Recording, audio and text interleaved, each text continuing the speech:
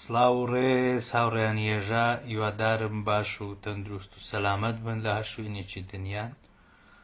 ئەمڕۆ لە دەستپێکی بانگەشەی هەڵبژاردننی پارتی لە هەولێر مەسعود بارزانی دوو نکتەی زۆر خۆشی باس کرد.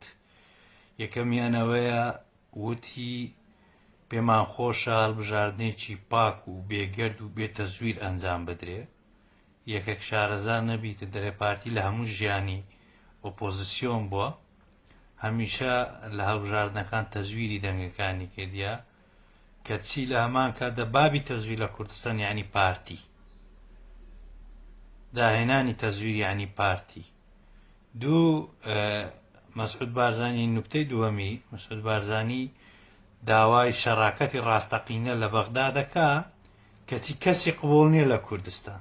ئەمەیە دووفاقی، یعنی سیرەکە لەوەیدا هێزێکی کوردی، حزبێکی کوردی سەرۆکەی دێ بە ڕۆژی ڕووناک بەبێت چاوەڕوو درۆ لە بۆ خەڵک دەکە، خەڵکیش چەپرەی لۆ لێتدا، لە سبەینش دەچی لەسەر دەنگدانی دەنجی لە بۆ دەدا.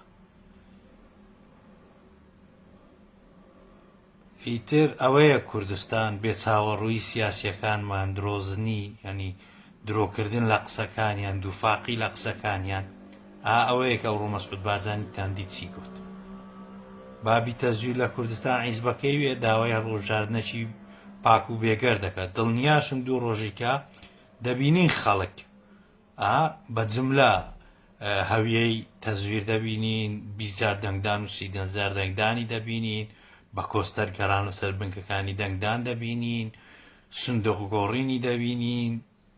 ئیتر ئەوەیە پارتی وەیەکێتیش لەولای هیچ فەرقیان نییە.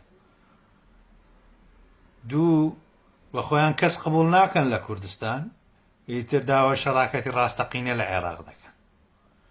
و خاڵی سێم کە لە قسەکانی دا زۆر ڕەنجیدا بۆ ئەویش دووبارەکردنەوەی ئەو قەوانە سوتاوەی کوردایەتیە کە 30 ساڵە بەو قەوانە سوتاوەی سەرخان و ژێرخانی مەدەدزن و بەو درۆیانەی کوردایەتی هەموو خەڵکیان فریودایە. هیوادارم ڕۆژی دەنگدان لە ماڵی خۆتان دابنیشن، نەچنە دەنگدان، ئیتیان بگەینن ئەوانە چ دەسەڵاتەکەن. لە کوردستان شتێک نماوە بە ناوی دەنگدان. ئەوەی هەیە